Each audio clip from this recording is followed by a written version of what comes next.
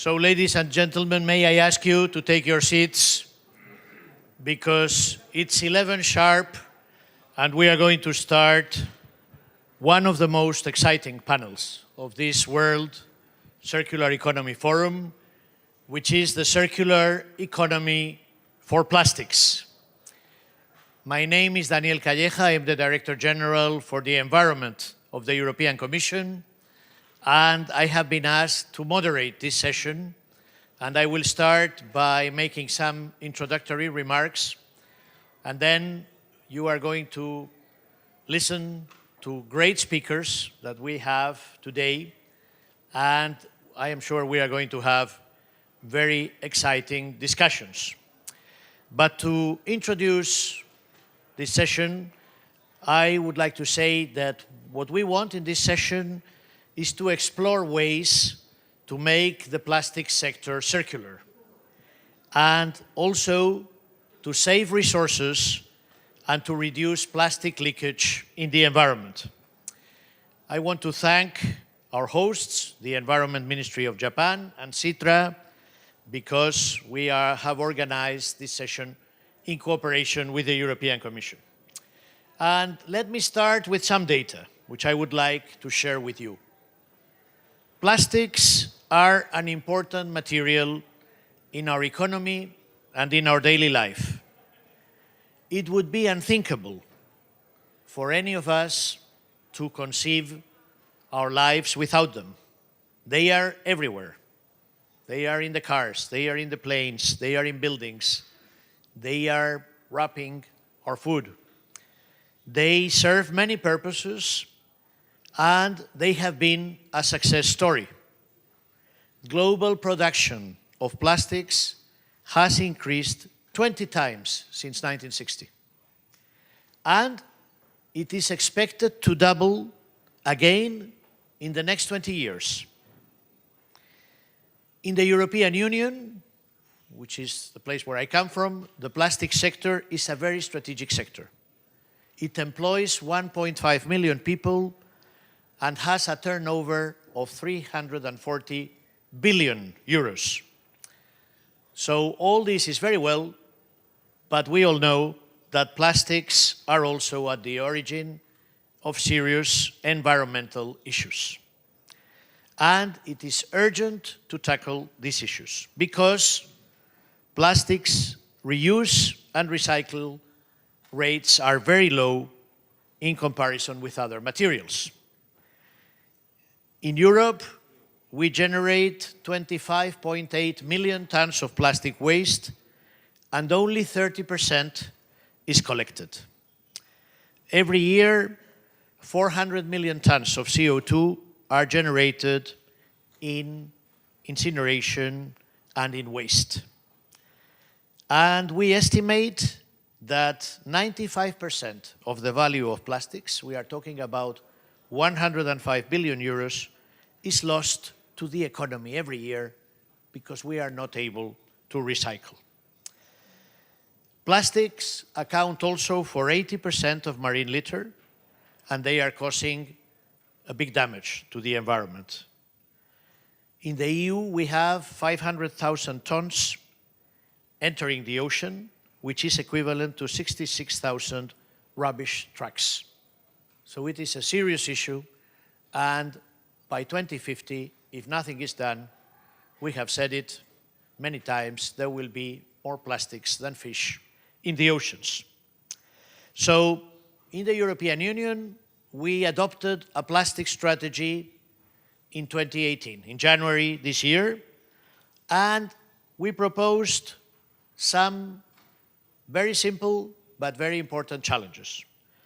First of all, we would like to ensure that by 2030, all plastics packaging put in the market is reusable or recyclable. Second, we would like to address single-use plastics that are thrown away and which are littering the seas. We would like to ensure that plastics packaging, single-use plastics are restricted where there is no alternative. in other cases, extended producer responsibility, and in other cases, we will do awareness. But we are also addressing microplastics. We are preparing a restriction dossier for microplastics which are intentionally added in products, because microplastics are generated for pre-production of plastic pellets, and they are afterwards extended throughout the environment. We need also to work in the fight against marine litter. We are revising EU legislation on port reception to ensure that ship waste is delivered to adequate facilities. So we are taking action, regulatory action at European level, to ensure that we are able to restrict and that we are able to tackle this problem. This is not the only action. We also want to work in international dimension. The G7, the G20, and supporting international action in the United Nations to fight this problem of plastic pollution. Only international efforts, if we work together, will be able to deliver. And there is also a third action we are proposing, and this is innovation.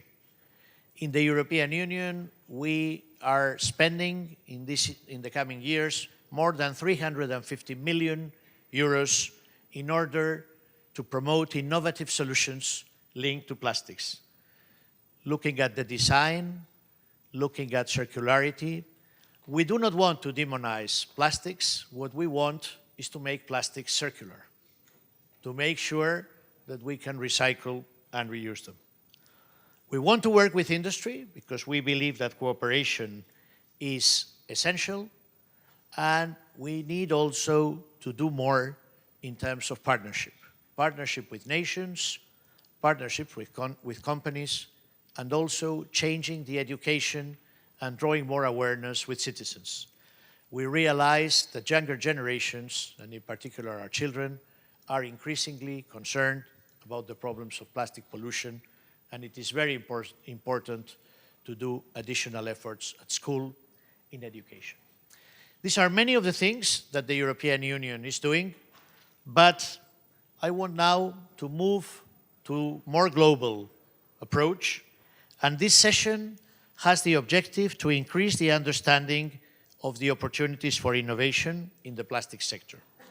How do we increase resource efficiency? How do we achieve sustainable production and consumption? How do we use innovative solutions? How do we scale up these solutions at global level?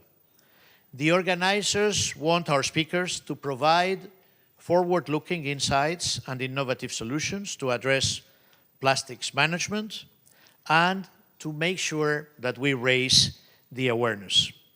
And we need also to share best practices in Europe, Japan, and elsewhere in the world.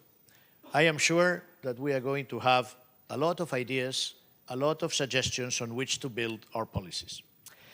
And with these very brief introductory remarks, I would like to introduce you to our first speaker. He will deliver the keynote to set the scene. And I have the pleasure to introduce you to Mr. David Katz. Mr. David Katz is the founder and CEO of the Plastic Bank. David describes the mission of his company as stopping ocean plastic by gathering 1 billion people together to monetize waste while improving lives. This is indeed a very tall objective, and I am curious, I'm sure we are all curious to hear more about his work. David, the floor is yours, and you have the microphone. Thank you very much. Yay!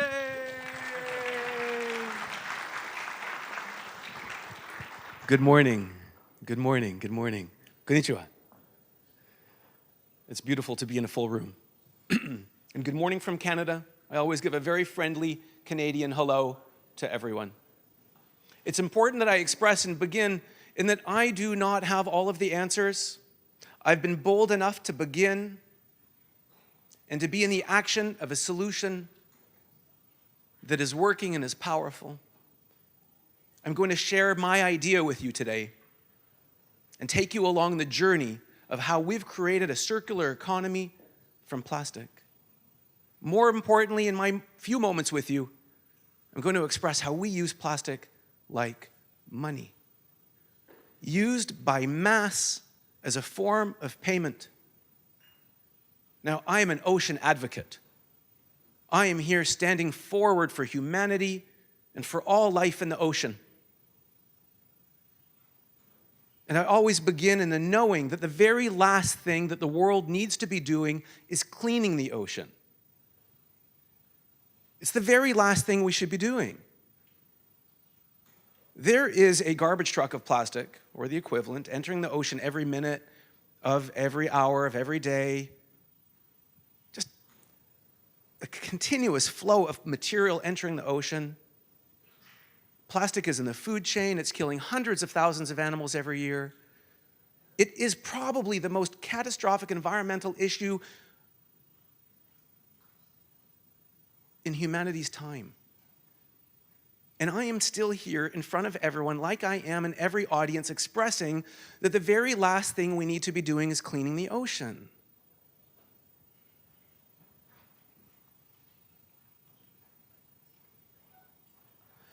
It is no different than walking into your kitchen with the sink overflowing, like we see in this picture.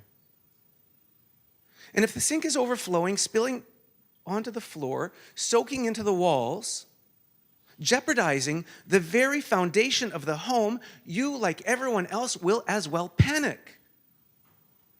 And you'll have to choose bucket, mop, plunger. What should you do first? Well, why don't we turn off the tap? It would be futile to mop or plunge or scoop up the water if we don't turn the tap off first. Even if the ocean cleanup project, all of our habitat restoration projects, all the beach cleanups, everyone else trying to use ocean plastic was 100% successful, it would still be too little, too late. We're trending to produce over 300 million tons of plastic this year, or more. That number continues to grow almost exponentially. Over 8 million tons, somewhere between 8 and 12 million tons, are racing to join the other 150 million tons already in the ocean. And it should be no surprise that most plastic entering the ocean is coming from areas of extreme poverty. Extreme poverty. Where you have no access to solid waste, rather solid waste management.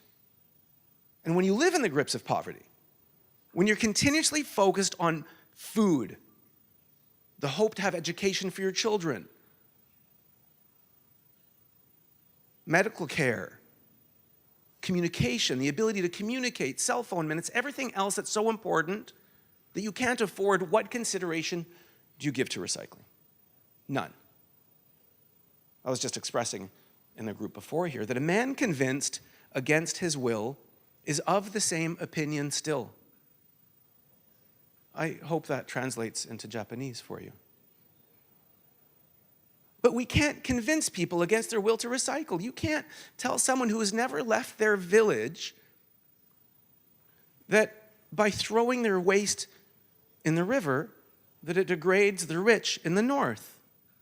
It's ridiculous. And it's exactly those two conditions that led me to create the Plastic Bank. We're an ecosystem that reveals value in waste. And I want to take a few moments to talk about that, because it is an ecosystem, not just one way, but something like iTunes, something like what Apple has created, an ecosystem that allows the entire world to contribute. Now I'm going to take you through a next little piece of video. Forgive the format. This is one of my staff in Haiti that took this video. It's about 2 minutes, and I just want you to understand what it is like to live in a condition of poverty. Now, this is an island in the Caribbean, around 10 million people, no solid waste. Let's play this video. Let's see if I... Le monde met ça Haïti, attendez. Now this is Ça, about c'est bois de 250 chêne, meters nan from the gade. ocean. Ça, c'est pont bois de chêne, men. And this is a canal Nou wè running wote through the d'lo, streets of Port-au-Prince. et tout fatra yo preske fin plen la ria la nan mouman. You can see the sheer volume. Polystyrene. L'eau a li men, li manke You environ see, quelques centimètres look at the seulement volume of water and material racing towards the ocean. pour ville la inondée. Mais Haïti a pas l'eau là, au débit, débit. That should be a profound wake-up. Yeah, there are countries around the world that we attribute to ocean plastic over others. But let me assure you, it is occurring around the world. Wherever there is poverty, this is occurring. Now, our ecosystem. Really, we have become the world's largest chain of stores for the ultra poor, where everything in the store is available to be purchased using plastic garbage by weight, by mass. You can pay for medical insurance. You can pay for your children's tuition.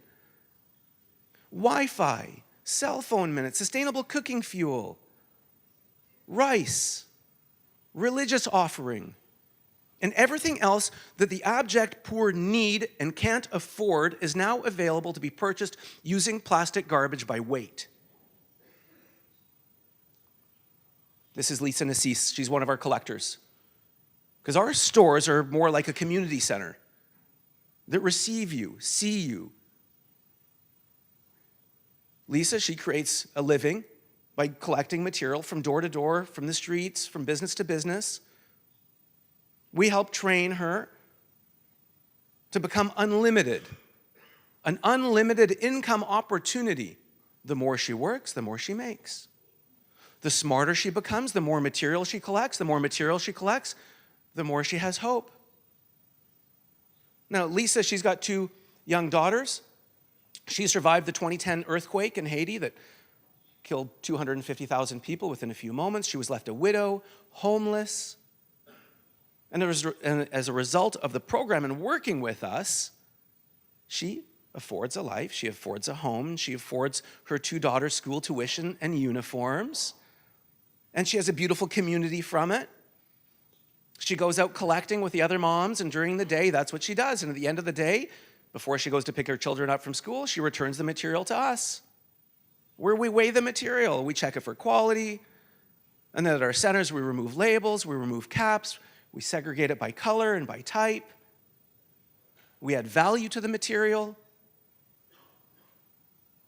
and we prepare that material as an export for our customers. You see, it is no different than Lisa or any of you walking over an acre of diamonds. If you were to walk through the streets, diamonds and gold and rubies below you, and you wanted to pick them up, you saw so much material. But yet, before you picked it up, you thought, well, there's no bank. There's no store that I could spend it at. No one will barter with me for the diamonds. No one will exchange anything with me. You as well would keep them on the ground as rocks, worthless. It's precisely what we do. Our sheer involvement in a community reveals the inherent value in that petroleum resource, creating an economy for it, truly circular. Material coming into the community is a value and of a resource for them. Now that material we sell to great companies like the German consumer goods company Henkel, so powerfully standing forward with us. This is one of the centers we opened for them in Haiti as well. This center we're very proud of with the solar lighting. This center we built in a community of people with special needs. Now it turns out when you live in poverty, condition around the world, and if you have a child with special needs, you're further degraded in society because you're viewed as having done something bad in a previous life, which is why you were given a child with special needs. The entire community is those people who are blind or physically handicapped or mentally handicapped. This now is our highest producing center. And so it's not just the child that is ostracized, it's the entire family and the siblings. Now this solar light, so proud of this solar light. This is a beautiful addition to our centers because it becomes a community, because it becomes safe for the community. Everyone benefits from it in the community.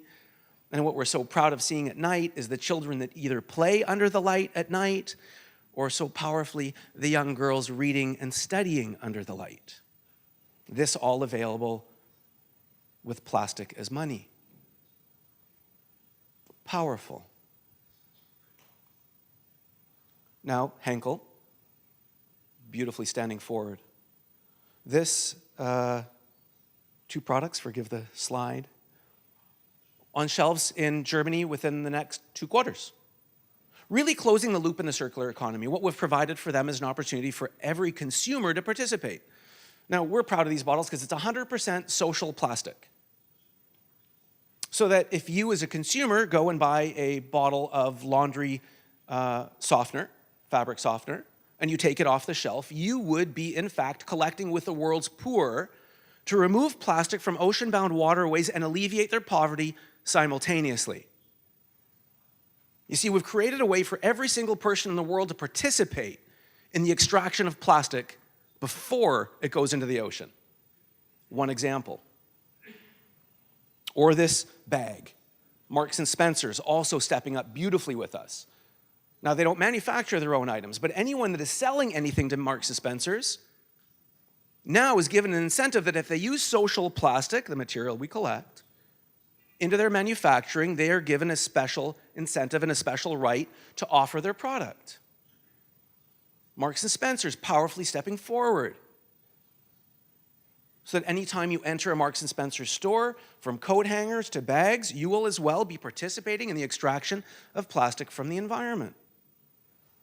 So that's one idea. A chain of stores. Now in Haiti as well, we have chains of schools. Almost 100 schools just in Haiti now. Because of course we can't have children collecting the material, we can't have children working. We have to stand forward for children to go to school. The only place they should be working hard is in school. But yet they want to participate. 200,000 children in Haiti that will never be able to go to school because they can't afford it. $20 a month, they can't go. 200,000 children can't go. Which is why collection locations at school is so powerful. So now the family, the plastic the family encounters, they send to school with the child. And at the school, the plastic is weighed, and a value is attributed to the child's account to pay for the tuition, giving access to education. How else will we alleviate poverty if we don't give children an opportunity to go to school? We won't. It won't end. Plastic is money. Powerful. Or, like Shell, the energy company, in this ecosystem model, who have invested in our plastic neutral program. You've heard of carbon neutral. People volunteer to pay for carbon neutrality or carbon offset. We do the same for plastic. Where now every single organization or person, you have an opportunity to be plastic neutral as well. Shell is invested in a recycling infrastructure that creates an opportunity to collect volumes of material from the environment. Investing in recycling centers. Or many other companies who have stepped forward to as well be plastic neutral.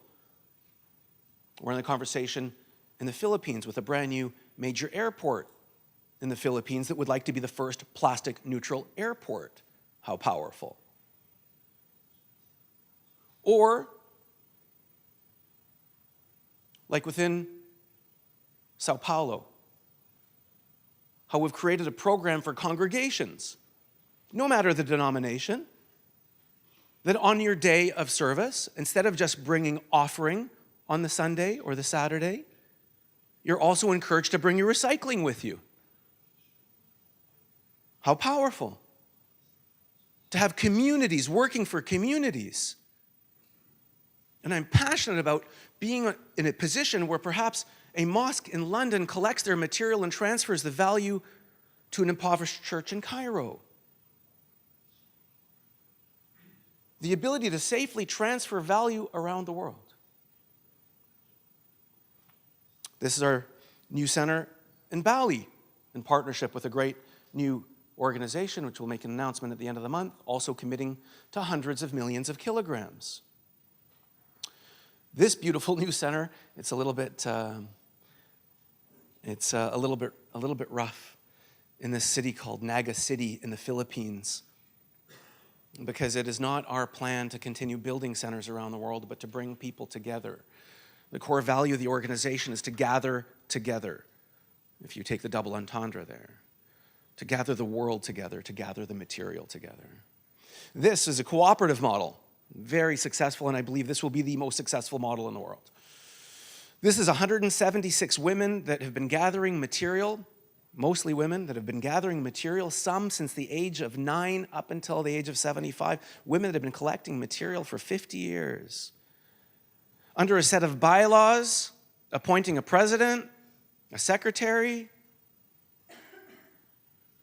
we created an organization. We brought a community together where just by their sheer existence coming together and giving them a center, a focal point, we removed the middleman that they were so degraded by before. We didn't have to do anything, and we doubled their income. In the first month of operation, they gathered over 12,000 kilo of material, almost 500,000 bottles, to put it into that perspective, in 1 month. Powerful.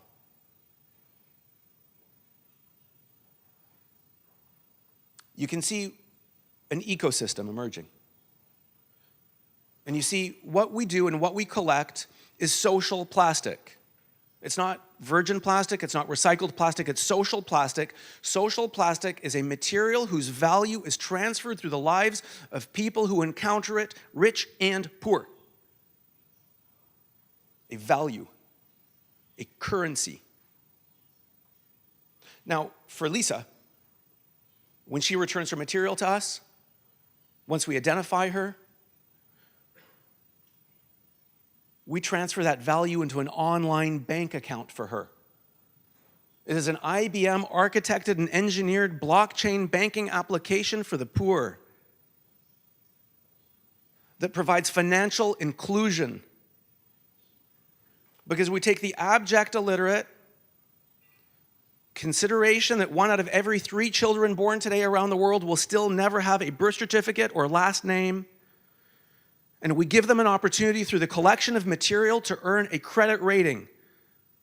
The more frequently you return the material, the higher the quality of return, the quality of your social circle around you, and the quality of their frequency in return. We can easily substantiate creditworthiness.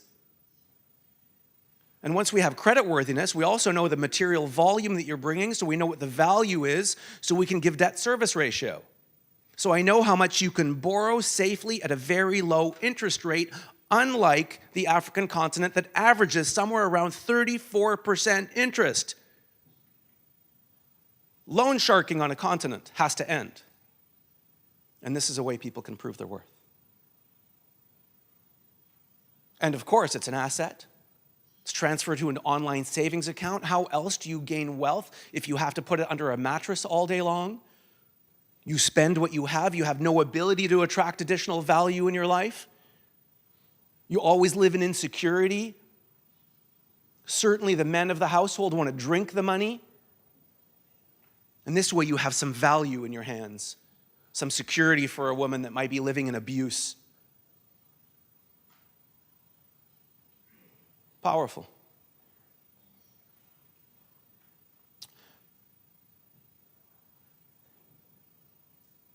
That is the plastic bank in essence.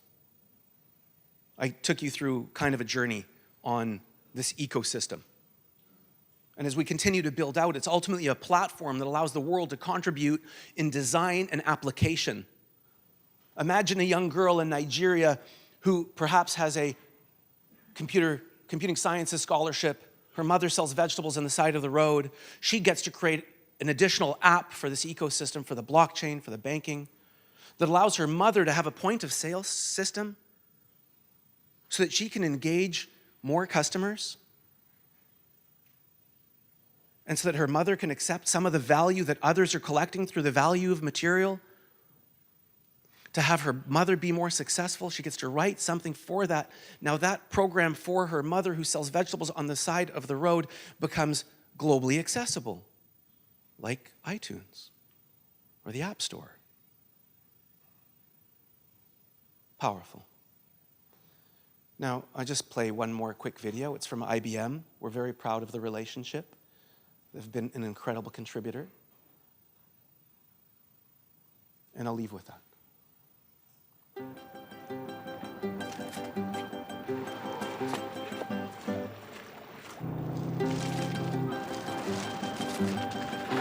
What if we could turn trash into money? The Plastic Bank is doing just that by exchanging plastic for digital credits, redeemable for everything from food to education, powered by IBM blockchain. When you understand the potential of new technology, you can put smart to work. On behalf of Lisa Nassis and every other single person who lives in poverty that now has access to a life that we can empower and to change, I thank you. Thank you very much, everybody.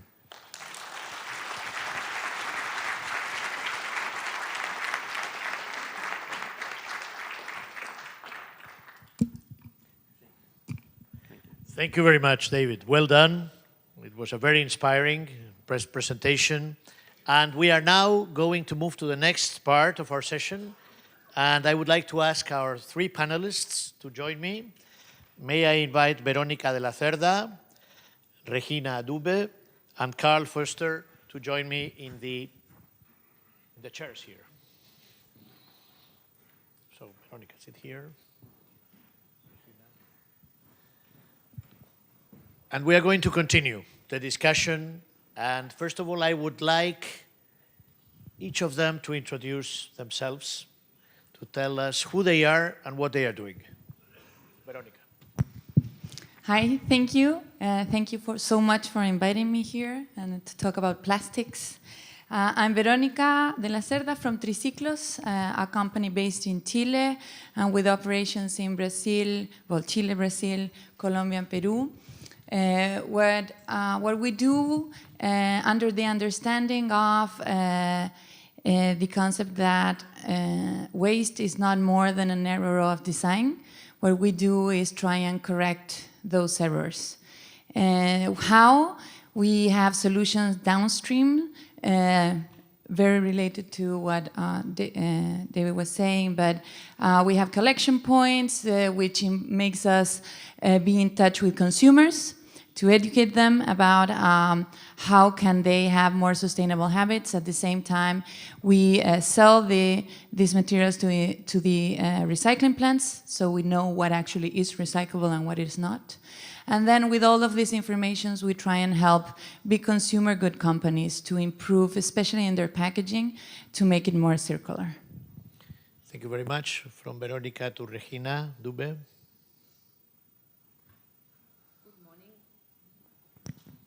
Good morning, everybody. My name is Lagina Dube. I'm currently General Director of the Department of Water Management and Resource Conservation of the Federal Environment Ministry of Government of Germany. Before I started this job, I'm basically an environmental engineer. I served in various positions at different places in environmental administration in Germany, mainly in Hamburg, with a focus on industrial pollution, industrial safety, and waste management. And also for 6.5 years, I served with the German Development Corporation, GIZ, on urban infrastructure development, mainly with the focus of waste management and sanitation in India. Thank you very much. Carl Foster. Yeah, Plastics Europe is the association for the plastics manufacturers of Europe. So these are the producers of the raw material, the plastic resins. They are typically multinationals, and we represent them in Europe. It's a pan-European organization, so we are both in Brussels, but also in all the member states of the European Union. The first 20 years of my life, I was working with BASF, one of the the biggest chemical company in the world, and I had the privilege to work when I was a young guy for 1 year here in Japan. So, konnichiwa. Very good. So we have a Chilean entrepreneur, a German regulator, and a representative of the big plastic industry in Europe. And I'm going to ask the same question to the three of them. We have this great challenge of making plastic circular. Do you have a vision for the midterm, 2030, for 2050, of how could we do it? Do you think it is possible? Veronica. I think it is, but it requires drastic changes. So I see it as, again, a lot of focus on the design and understanding that circular economy, especially in plastics, is not just recycling. So we need to think about how we can consume differently and question whether we need to consume whatever we are consuming, and especially if we are consuming it correctly. From the perspective of a regulator, do we need regulation to make plastic more circular? Do we need to introduce rules, targets, objectives, bans at regulatory level? Frankly speaking, yes. So my vision would be not to, as soon as possible, it may be 2030, it may be earlier, it may be later, not to see these horrible pictures which we have been presented by our keynote speaker. Let me start with a very important point from my point of view. I think we have, when we talk about plastics, we have to address the whole value chain of plastics. For example, if I look into Germany, we have a very good experience in solid waste management, which basically addresses the time when a product starts getting into the waste stream. We have a very good collection system, which is missing in those countries where we have seen pictures from. We have very good treatment systems. We made good experience with banning landfilling for untreated municipal wastes and others. And all this is very, very important to prevent littering, which is one of the main issues we realize these days when it comes to plastics. But I'm also convinced this is not enough. So we need to move forward. There's that key of extended producer's responsibility. And we in Germany also started to look into the beginning of the value chain of plastics. You may be aware that there's a new packaging act in Germany. It will get into force from 1st of January next year. And for the first time, it sets incentives for eco-friendly design of packaging materials. This is a start, and we would have to monitor it carefully, see what it really affects. But we are already thinking that we need to move forward. So what we are planning as a government at the moment is that we get into a discussion with industries. We also do believe in cooperation. It's not that we regulate out of the blue moon. We do regulate. But it's always good to understand the whole facts behind the problem. So what we want is to discuss with plastic industries, but also with producers of plastic products, of consumers, with everybody, and to figure out how we can make it happen that our recycling effects. We are recycling a lot in Germany, but what is the purpose of recycling if you are not producing good products from recyclates? So how to boost this market for recyclates? Because in the end, nobody wants to have only flower pots or park benches or something. We need to get a quality initiative for good products from recycling products. And we want to do that initially in cooperation with industries. And we also want to get into a discussion which is already on in Germany. Maybe we can also avoid unnecessary packaging materials. Not everything which you find in the market is really necessary. Many things can be simply not done. And last but not least, we believe in public procurement. So once we have understood a little better of what are the key elements of improving the products, we want to make it very sure that public procurement is going for it.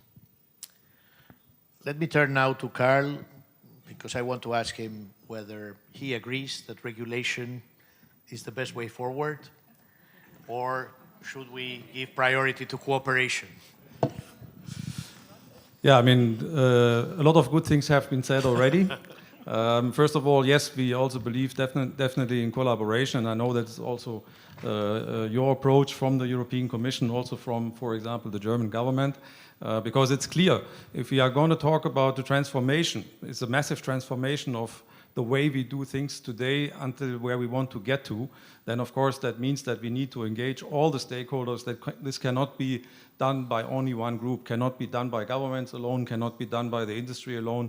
No, we need the collaboration. And I will also outline what we are doing and where we take the journey in order to achieve the objectives in the long run, because that's basically engaging the whole chain, meaning we have to think, if we want to convert what is today a linear stream, we need to think the whole way, the whole life cycle of a product. So that means we need to start, of course, from the plastic raw material, but we also have to think about the retailing, the consumer brands. They are extremely important, because today we have everywhere roadblocks, because simply every industry so far is more or less working on its own.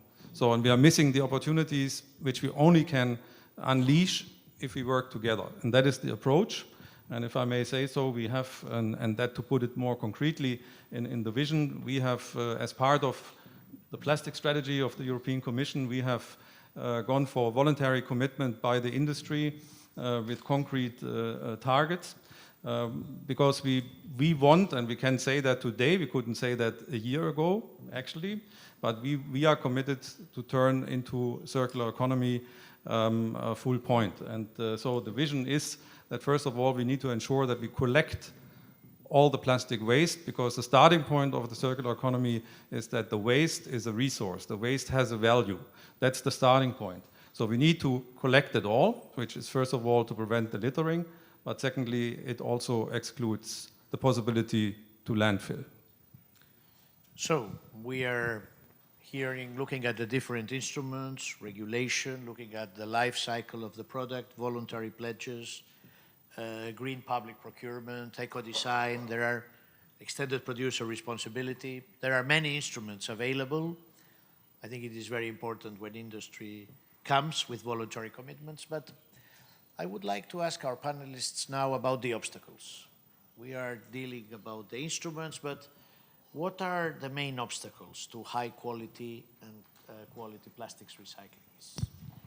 Well, I think we've heard a lot of it during the different panels of this forum, but it's important to understand that there are a lot of incentives misplaced and set up towards actually a linear economy. So incentives are key, and either the presence or the absence of incentives is key to actually make a difference. And a lot of the incentives, especially regarding, for example, developing countries, the incentives towards the use of single-use plastic, because of economic incentives especially, and this goes to the big mass consumption companies and how they distribute, right, their products in these economies.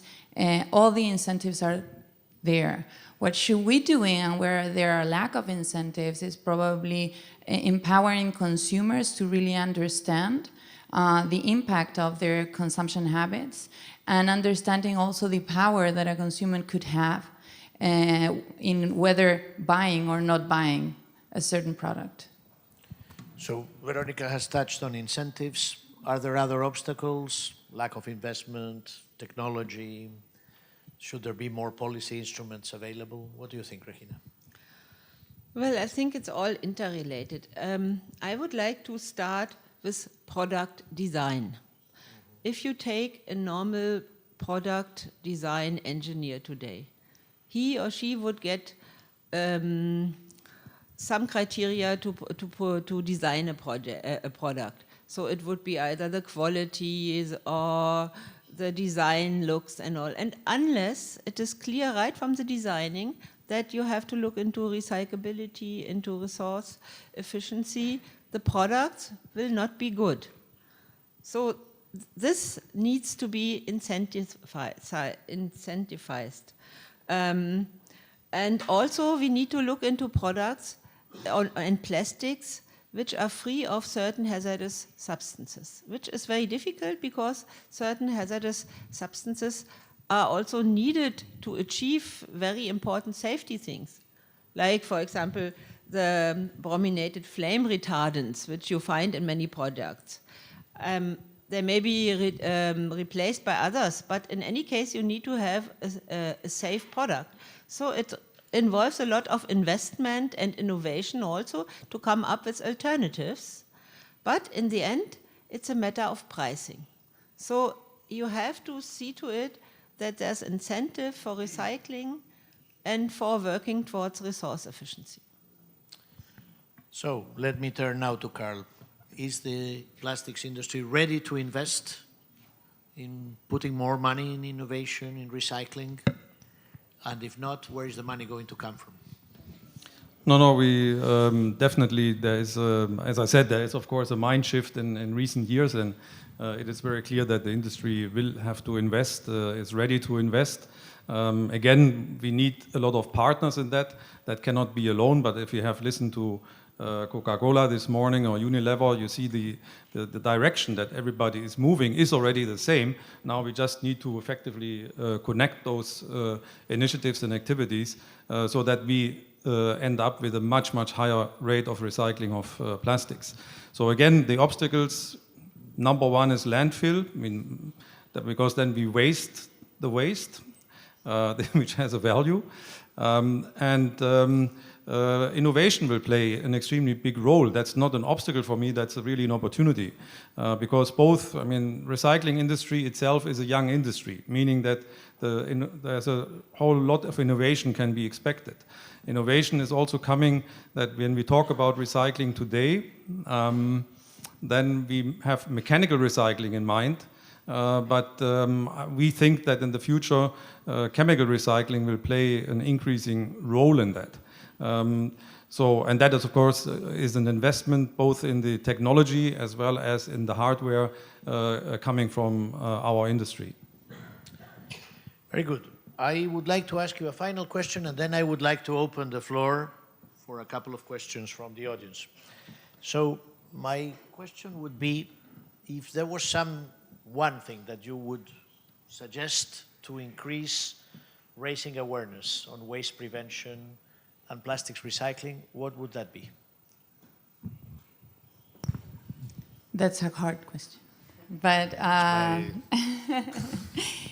I think that it's important to be transparent with the information. So, I will go back to consumers. I understand that this is a holistic, it should be taken through a holistic approach, but consumers today probably are not really aware of the impacts of their consumption habits. And we, as consumers as well, receive a lot of information that not necessarily is transparent, it's clear. There's a lot of confusion there as well. And one thing that you mentioned is it's very important. Not everything it can be circular. You have to things have to be good in order to be circular. You cannot circulate bad things. You cannot circulate bad elements. So you need to be transparent on the whole information regarding a product. So transparency. Regina, what would be your recommendation to increase awareness? Well, I think first of all, awareness doesn't fall from heaven. It's not a single method and everybody is aware.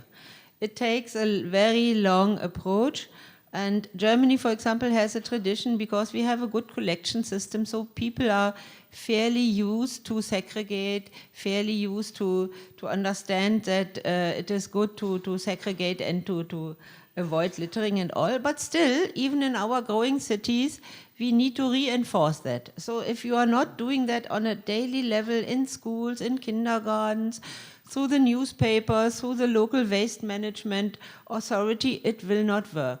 So that's the first prerequisite. The second thing is that we are also trying to move away from single plastic, for example, bottles. So the moment you have systems of multiple use, it's also helping because you can make your point clear that you go for recycling. And a very simple thing which we are thinking in Germany, it may be a little bit funny for you people, we have a very good drinking water quality, which is a luxury. Not many people in the world can enjoy pure and healthy drinking water from the tap in an affordable manner. Still, in Germany, many people are buying water bottles. I mean, what a crazy thing. So we think we could encourage more tap water drinking, even in the public in ministries. Less beer and more drinking water. No, I wouldn't talk against beer. I think this is politically not possible in Germany. But I'm talking pro drinking water, you know? I understand. And then also, last thing maybe, you can also help small and medium industries, SMEs, to think about their own production, their own efficiency. There's a lot of scope if you look into these issues. Very good. Carl, I'm not going to ask you about the beer, but about what would be your recommendation to raise awareness? Yeah, awareness, of course, is key because without that, the population, all of us are participating in that, it will not work. But I think that now we have the public debate about plastics around the world is an opportunity that people become more aware of their own consumption behavior. Their own behavior, including littering, of course. So that's an opportunity, but of course this needs to be supported. And I know there are a lot of initiatives also supported from governmental side. We do the same, usually working with children because children then educate their parents. That's more effective. But we need, of course, that people also start, as was mentioned already, questioning your own behavior, your to-go culture. Yeah, what impact does that have? Or the fast rise in online business, online trading. Think about the environmental impact that has. So these things are good in the discussion and that's automatically an awareness. The one thing that I want to mention is also that we have in Europe, of course, the problem with the political populism. But sometimes I also think we have now a populism when it comes to discussion around plastics, because we must not confuse. I mean, simply that a certain item is now not made out of plastics anymore doesn't mean that we have a more sustainable solution, because there is always a question, what is the alternative and what's the ecological impact of the alternative? And that many times is not asked if there is a race against plastics.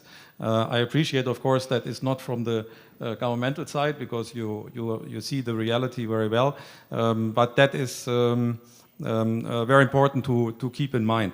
And the last comment I want to make is it's also not a race of what is the solution. Yeah? We need thousands of solutions. Then we have also an optimal solution overall, so that can start from, let's say, a project like Plastic Bank is a solution-oriented project. It's not the question, is mechanical recycling the best answer, is reuse the answer, or is energy recovery the answer? None of them by itself, but as a basket, that is, in our opinion, the solution, and we will find that through a lot of innovation that we can expect over the next years.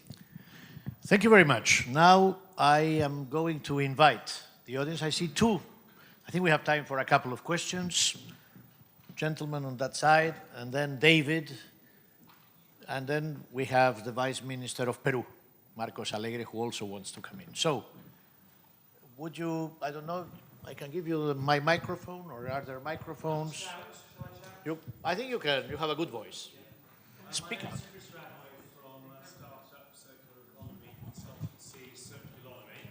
the interpreters.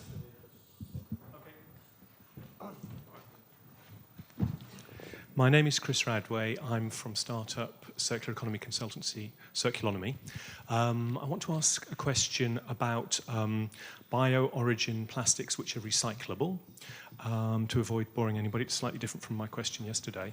Most people think that bio-origin plastics and compostable plastics are the same thing. And of course, there are a lot of issues with compostable plastics contaminating the recycling stream. But of course, as we've heard this morning from Coca-Cola, PET can be made from plant origins, and indeed it can be made from plant waste. There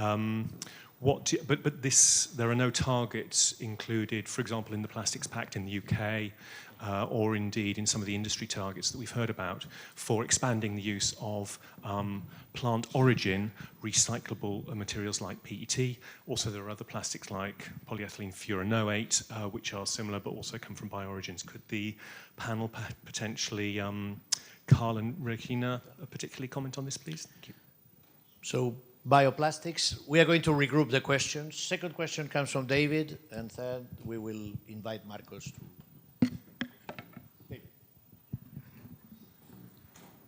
Thank you. We are all gathered here because of shareholder return. We're in a capitalist structure in a publicly traded organizations that can't make decisions based on interfering with shareholder return, ultimately. All of us are here. The conversation is about extended producer responsibility. We look at multi-layer sachet, which is occurring in Southeast Asia in alarming rates. We have country by country in the hundreds of millions of kilograms of multi-layer sachet. Those decisions are being made strictly for the printing and marketing ability. There are alternatives, but they're not taking them.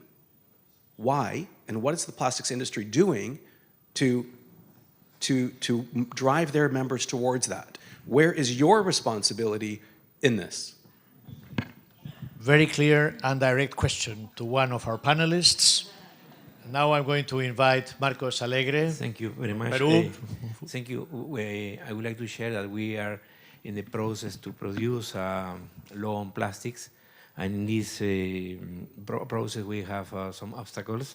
One is that we didn't have enough information about alternative, and it was quite hard for us to know which is the menu of options that is available for developing countries. When we started the law, the discussion of the law, a lot of companies appear that all of them they have biodegradable plastic, and we didn't know how to prove that.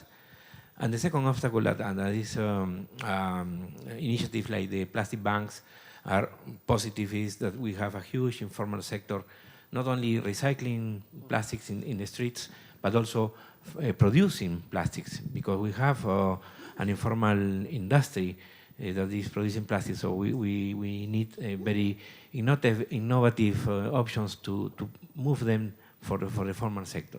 Thank you. Thank you very much. So, bioplastics, are they the solution? What is the opinion of the panel, particularly, I think, regulator, Plastics Europe?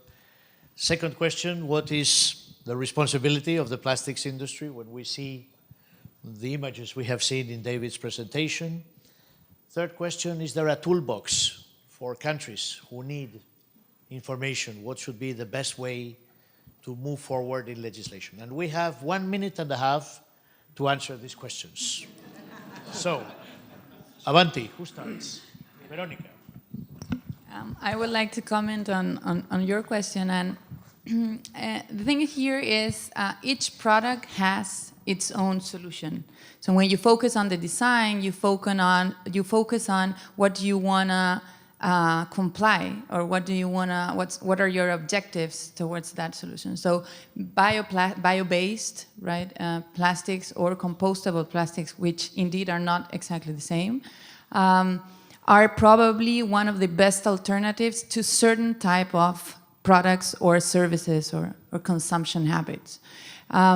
What is indeed important, especially in countries less developed, in terms of waste management as maybe Europe is that if you go through the solution of compostable, you need to have the solution of collection and actually composting, because this is not something that you just litter, throw away and will disappear under a tree in whatever square, right? So you have to have as well the solution of the implementation of the collection of these materials. But it's important in the design to be very specific of each product has its own solution. Yeah,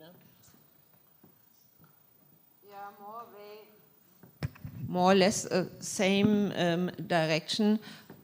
I'm personally not very much in favor of all these so-called alternatives. They may have make their sense in certain niche products here and there, but basically we need to have a more circular sort of approach to all these things. Otherwise, your message is, okay, you take a nice bio product and you can litter. It's only nature. So, I mean, the world is not that black and white. So I'm not against research in these fields. It may be nice for certain niche things, but not as a sort of mainstream management of circular plastics. Carl, you have the easiest question of the... Yeah, first of all, the biodegradable plastics are also part of the solution, but they are not the solution.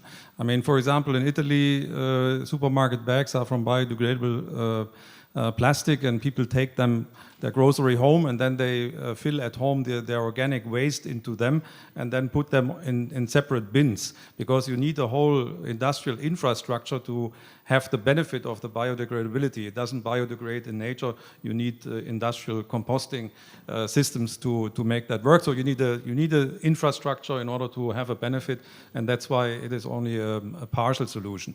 The question, what is our responsibility? You're right. One of the main roadblocks that we have today is when industries are working in isolation. So you have, of course, consumer brands. They're not selling plastics. They're selling drinks or food or whatever.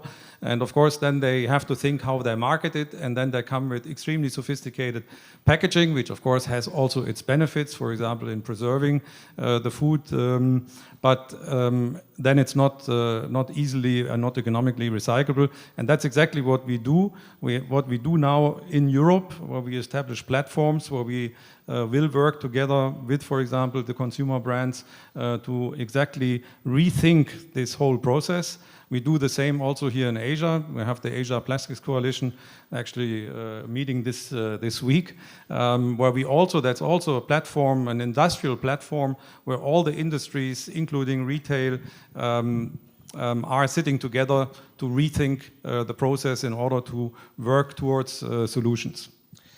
Thank you very much. And thank you for ending with this word solutions, because I think from the different perspectives, this is what we are trying to find solutions.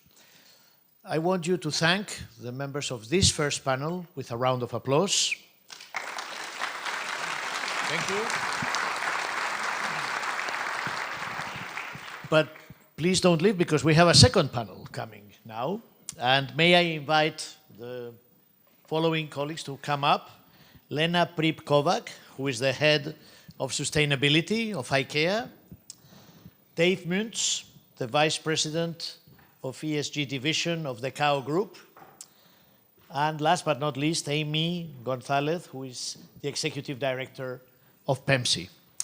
And in this second panel, we are going to continue the discussion on plastics, but I would like to, from the different perspectives of our colleagues, to look more about innovation, scaling up, and looking at how can we influence the behavior of consumers.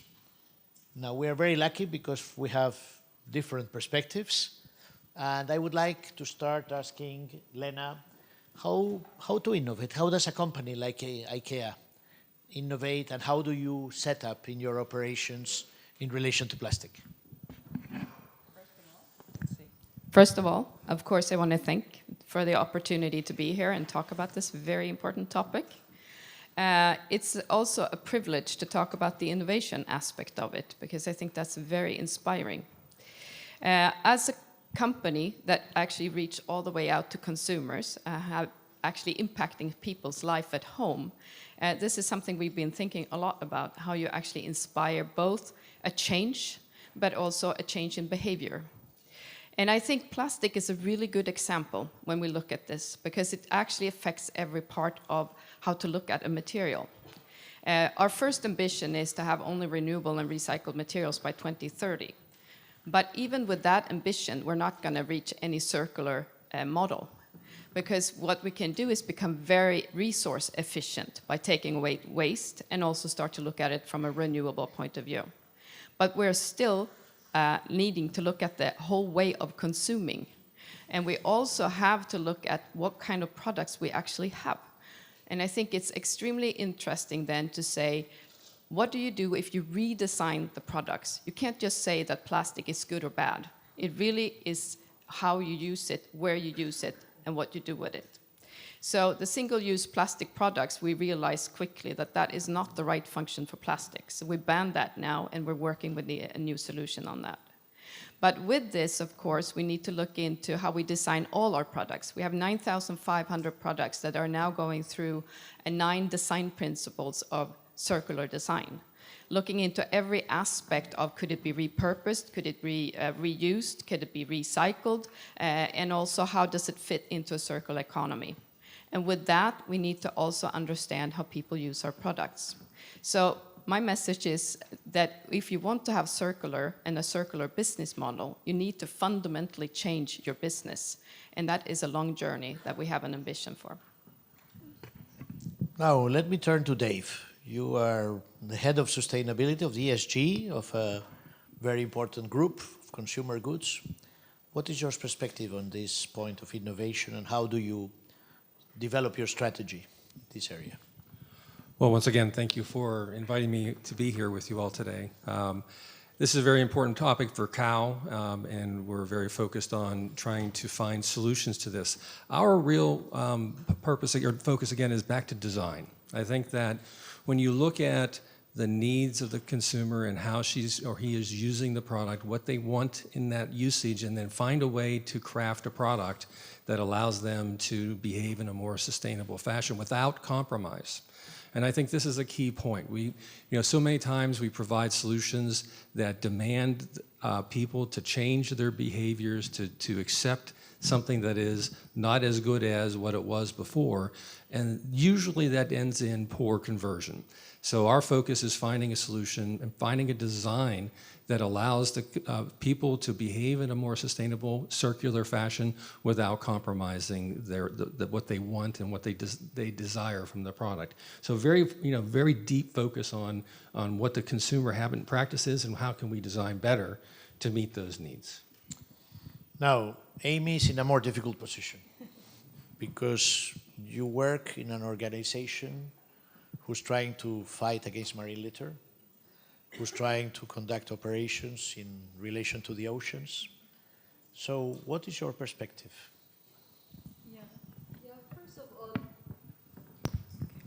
First of all, solutions cannot just be on technical innovation. We have to have cultural mind shift. Now, PEMC works on an integrated management solutions, pushing for integrated coastal management, integrated river basin management, which actually looks at the impacts of upstream pressures from the river down to the coast. So we have to look at awareness raising, sharing knowledge, and making sure that we work with local governments, because after all, you can have all the policies, you can have all the designs in the world, but if communities do not buy into the product, then it's half the solution is not, half the problem is not solved. Now, I think Lena mentioned that we must get rid of plastics. I think I must say that we shouldn't get rid of all plastics. I think some single-use plastics have actually are important for food protection. They can also reduce carbon emission and actually lead to loss, lead to reduction of food waste. So we have to be careful in what we get rid of and what we don't. Now, there are plastics that you can actually get rid, and I think this is one single commonsensical innovation that we can do. Plastic bags for shopping. And we've seen that all over the world. Get rid of plastic bag for shopping. Use recyclable bags. Baskets. My mother used to bring baskets to the market to buy fish and vegetables. Why don't we go back to those old habits that are actually good? Thank you.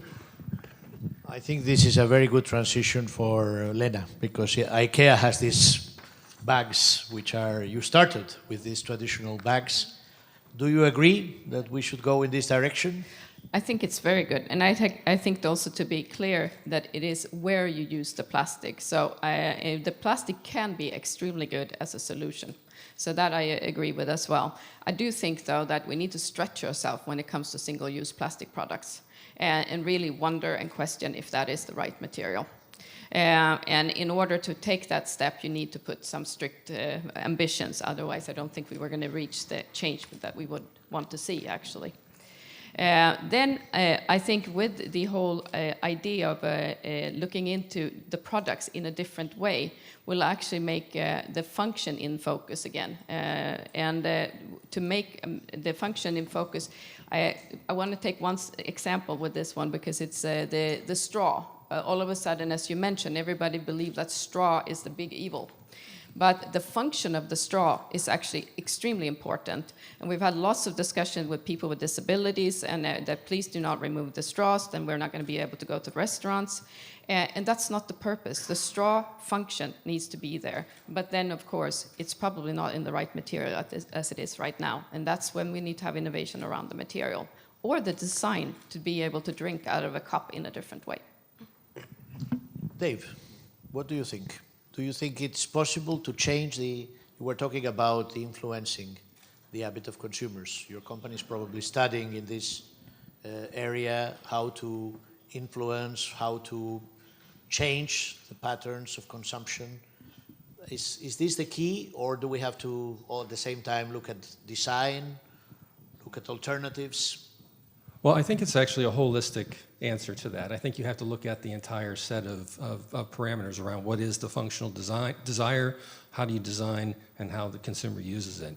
One of the things that has happened here in Japan that I don't know that many of us know, and I certainly know it because of where I'm engaged in, is the really amazing use of refill packages. You know, using a primary package as a multiple use vehicle, and then designing very well done refill products that allow consumers to use things in a manner that's more comfortable for them. The categories we're in personal care and beauty care, we've converted almost 80% of the usage to refills in this marketplace. And I don't think there's another marketplace in the world that has done that. But that's been done through continuous effort around understanding the need and continuous improvement to make that happen. So I think it is basically a holistic effort and focused on the design and need and finding that right solution. Now, I want now to raise another issue, and this is scaling innovative solutions globally, because it's very important when you are looking at new products and new possibilities and design. The issue of scaling up always comes up. Everybody's designing pilot solutions, but how do you scale up innovation? How do you scale up innovative solutions globally? And I would be interested in having your views. Would like to start? Yeah. Integrated coastal management has been one of PEMC's tools. This requires holistic approaches and towards better waste management systems. Now, this is something that you could have best practices that we could share and replicate globally. We are celebrating our 25 years this year, and we have 25 years of practical applications on how this could be done. But I'll give you one example of how we've been doing this. In the Philippines, there are 2 island ecosystems for tourist management. One is in Guimaras. This was visited by an oil spill. And then another is Boracay. Probably you know Boracay because it's a prime global tourism destination. 10 years ago, PEMC approached these 2 governments, local governments, to implement integrated coastal management zone, because we say, hey, there's an opportunity with the oil spill. Why don't we do some zoning together where you can have sustainable tourism, where you can fish, where you can have your refineries, your industries, etc. Guimaras took the bite, and they actually allocated some money to be able to do stakeholder consultation and do some proper planning. I wish I can show pictures of how Guimaras look before and after. You can see the results. Now, the other island ecosystem is Boracay. You've heard about the enormous algae blooms and all the problems that are caused by improper solid waste management. Now, luckily, the president intervened, and now it's clean again. But for how long, we don't know. We need to do a lot of things: carrying capacity, baseline assessment of how much people can actually be done. And then the design solution should only include waste management solutions. And that's something that these two places, you can compare, the cost of inaction versus the cost of actually applying integrated coastal management solutions. These are not rocket science. These are easily done regulatory frameworks that local governments can apply. So this is something that could be replicated elsewhere as well. Thank you. So some examples of scaling up from IKEA and from the Cow Group? Sure. I think it's two approaches. You need to scale both upstreams and downstreams if you're a company. And if I would say an example of a downstream upscaling, it is that, of course, we need to start to work in other collaboration approaches in our supply chain. So an example is now working with Next Wave, when we actually start to work with other partners to develop our supply chain to integrate more plastic and ocean plastic into our supply chain. So that's one way of scaling, is to actually collaborate across industry in other types of industries that we haven't done in the past. And if we then take scaling up in actually reaching all our customers, we don't necessarily need to be the innovator, but we also have a big reach to lots of consumers. And I would like to kind of refer to this morning's session, which I think is an excellent comment, that people around us today and all people are friends, we don't wake up in the morning to pollute. So if we have the solution, if it is the new norm, that's a possibility to scale.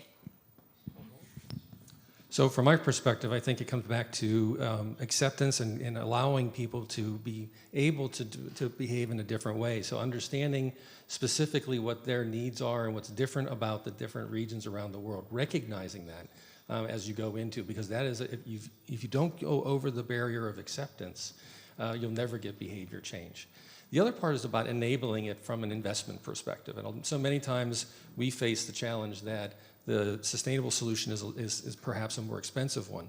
But if you look at that as an investment from a company versus a cost, structure your financials that way, you can enable good choices to be made that gets a product and a service to the consumer in a manner that's not penalizing the local business to have that done.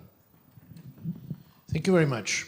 Now, I want to ask you, before I would open for questions from the floor, I have been asking what would be your suggestion, what would you do? What is your company, what is your organization not doing to become more circular?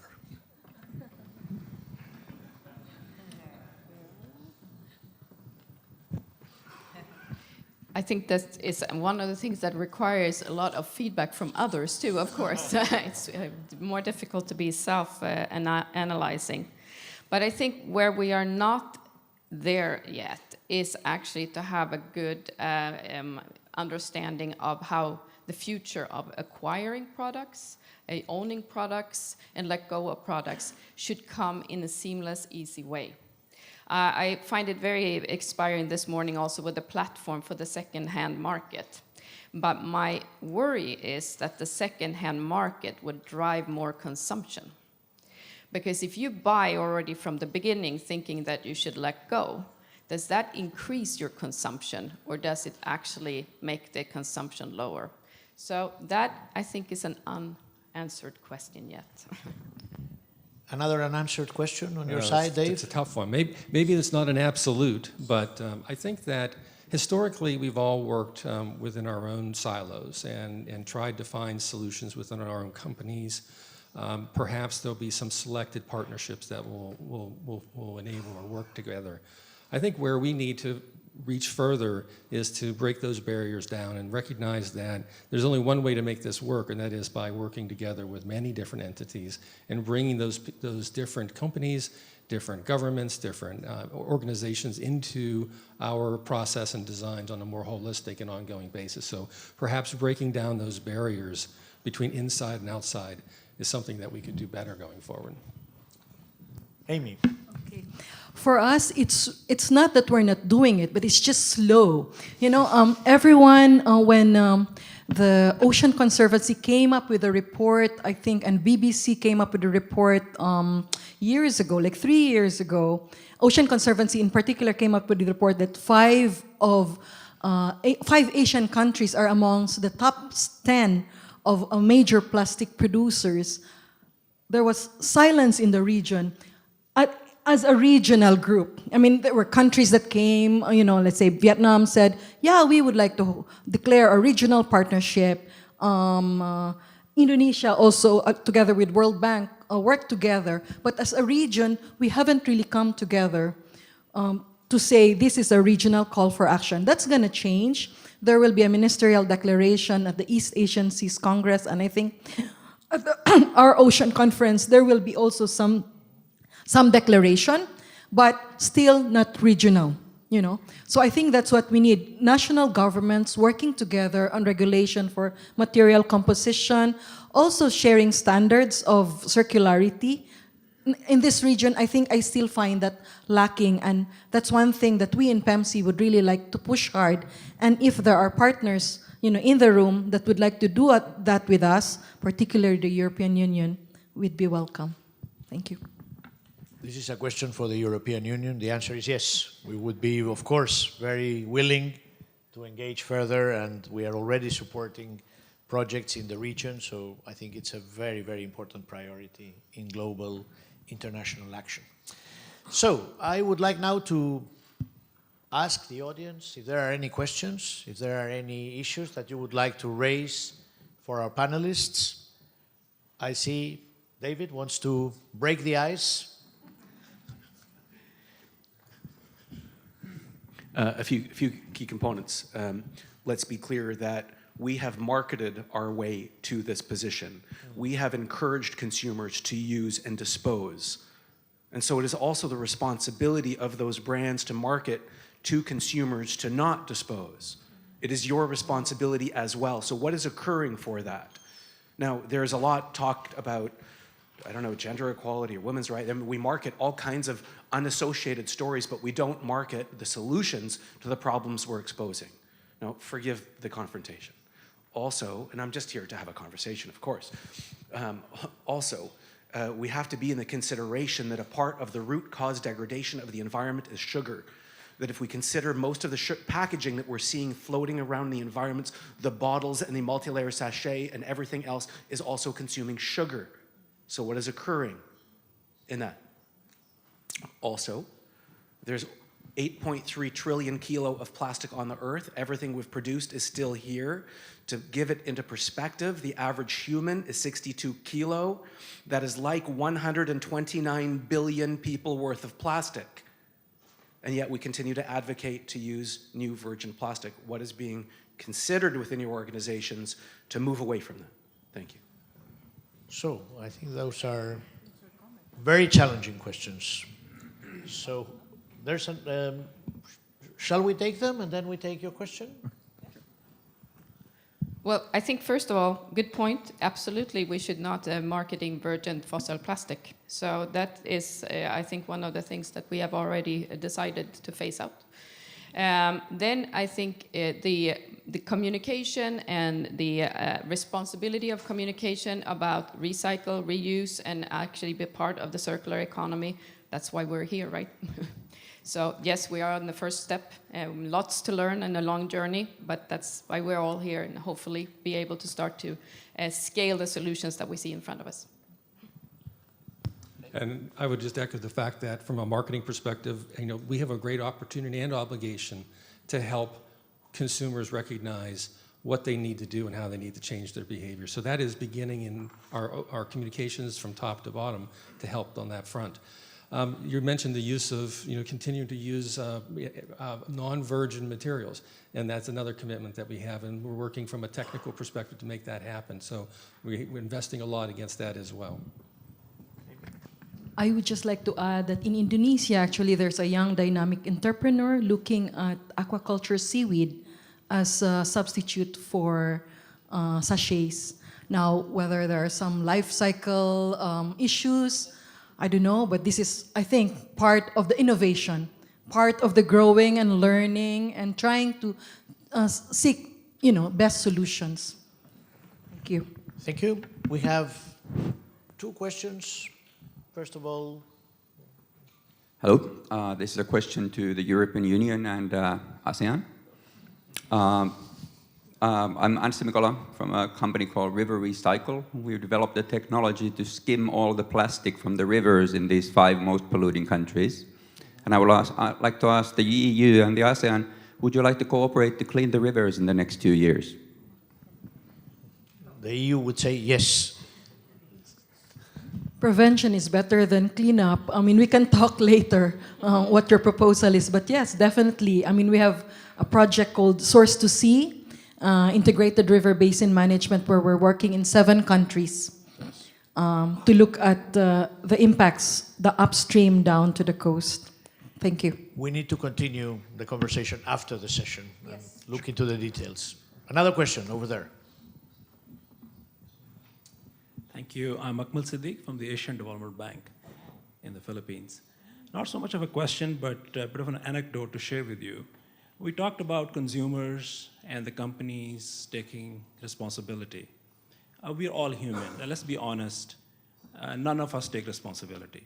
I'll give you one particular example. In the 60s, it was very clear that riding the car without a seatbelt was very dangerous. In the 60s. And industry, only 3 companies in the US, and the industry was told to install seatbelt. For years, they dilly-dally. They said, oh, we have to change our production system, the lines, very expensive. Finally, Congress put its foot down and set a deadline. I don't know, 67 or whatever. No car can be sold without a seatbelt. Every car was put with a seatbelt. So I think regulation, it was mentioned earlier, regulation is very important. If we collectively feel that plastic, this type or that is bad, we need to ban it. There's no other solution.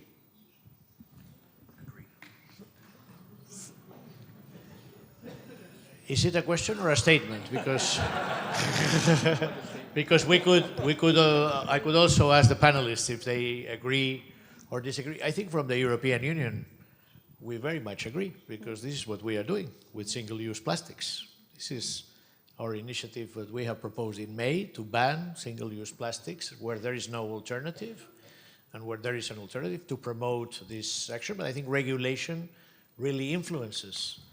But we are also, at the same time that we are proposing regulation, I think we are also, at the same time, this is not incompatible with cooperating with industry, with promoting best practices, with having voluntary pledges. But at the end of the day, it is true that the rules set targets, set objectives, and also allow companies to innovate to meet these targets. But I don't know if there are any reactions to the statement, and I have quite a number of questions coming up. One comment I would say, I think it's also important to realize that regulation can also be a support for a business. So it's it actually depends on what you do. So some regulations, I think it's actually helping us to move forward because it harmonizes the playing field. But then you can't regulate everything, and we need to do much more. So. Very good. More questions. I was seeing a lot of hands, and now they have all gone down. There is a lady there very excited who wants to ask us a question. I'm not totally excited, but I'm Helen Metz from DSM, a nutrition and materials science company. And actually, this morning, as I've listened to Unilever and Coca-Cola and IKEA and COA, it's a more generic question that we're facing a lot of the same problems, or we're looking for solutions. And I'm wondering if collectively we're doing enough to actually communicate the problems that we're trying to solve in the big companies. Because I am sure that somewhere in the world, something is there to solve the solutions. So I'm just wondering how, as big corporations, you're actually communicating the problems that you've got, and if there's platforms that we should just be more aggressive about in terms of providing that visibility. Are we doing enough? Should we be more aggressive in communication? Well, I think that the answer to that is always going to be yes, we need to be even more aggressive because we're not satisfied with where we're at. But we are participating in several different types of forums. This is one here. We are working in various places around the world where we are collaborating together and trying to talk about what these challenges are and how can we work as one, not just separate entities, to solve these solutions. So do I think it's where it needs to be? No. I think we need to find better ways to have that collaboration. But there are platforms around at various places that's happening to one degree or another. I just think it needs to get even further advanced. Yeah, I could agree. I think, I mean, there should always be more platforms. However, not more conferences. Because because I think it's to come together and talk like this is extremely important. But I think even more important is to be locally on the ground and have a dialogue, also as a big corporation. So the platforms and co-creation and the possibility to have people speaking with their own voice instead of us representing other people's voices, I think would be much more important. So more on the ground interaction and platforms to solve the dilemmas. I totally agree. We know enough to start acting, actually, and start acting on the ground. But one thing that I don't know if there's a Unilever representative here.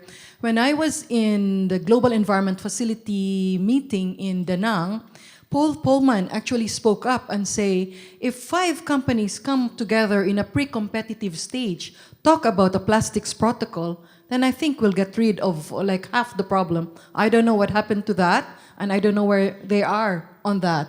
That would be interesting. Yes. We have time for a final question, and I see our colleague from Peru, the Vice Minister of Environment, Mr. Alegre, wants to intervene. Sorry, I was willing to underline something in plastics. For us, it was very difficult to create social awareness in deforestation, in climate change, in water pollution, etc. But in plastic, we connect with the people because plastics touch everyday people, from poor people to rich people, middle class people. So our campaign to clean up cities was very effective when we talk about plastics. So this is a big opportunity that we have because everybody uses plastics. The issue is that we need to give them simple and good solutions, and then everything we are optimistic that will move. For example, we have not published the Peruvian law on plastics, but many companies have moved to avoid plastic bags, to avoid to reduce and to create voluntary campaigns to reduce the plastic use in unnecessary plastic use in the customers. And the people is quite happy to do that. So we every day receive, and our problem now is to give the people what they have to do, what are the alternatives, what are the options that they have. So engineers, scientists have a huge challenge in this issue, so to provide the common people a practical solution. Thank you very much. And I think with these last comments, I think we are on time, going to close this panel. I want to say, echoing what Marcos Alegre was saying, solutions exist. If you look at the topic of plastics, 2 years ago, it was not even in the agenda. It is amazing how fast we are moving. It is amazing the awareness, in spite of all the efforts that we need to do. This is an issue which is now at the heart of the circular economy. It is an issue which is at the center of the strategy of the companies, as we have heard. It is an issue which is increasingly worrying consumers who are asking for solutions. It is an issue around which innovation, successful business models are being built, and it is an issue where international action is stepping up very fast. We are counting a lot on Japan with the G20 meeting next year. Already in the G7 meeting, this was a very important topic. And I think we have to reconnect back to the Sustainable Development Goals, because the SDG agenda, at the end of the day, is a universal agenda for this economic, environmental, and social sustainability that we need. I think we have heard a lot of cases, a lot of experiences, a lot of important areas of cooperation, innovation, regulation, voluntary pledges from industry, standards, technology. There is no silver bullet, but what I sense from the discussion is a collective sense of responsibility, and I think also the word partnership, working with the governments, working with the regions, working with entrepreneurs, working with the private sector. I am very confident that if we work along these lines, we can really succeed. So, with these words, asking you for an applause to the panelists. Thank them. I have a final very important message from the organization. Looking at your faces, I see you are all very hungry. Go to the 5th floor. There is an amazing networking lunch, and we need to continue because the best is yet to come before we close this conference. Thank you.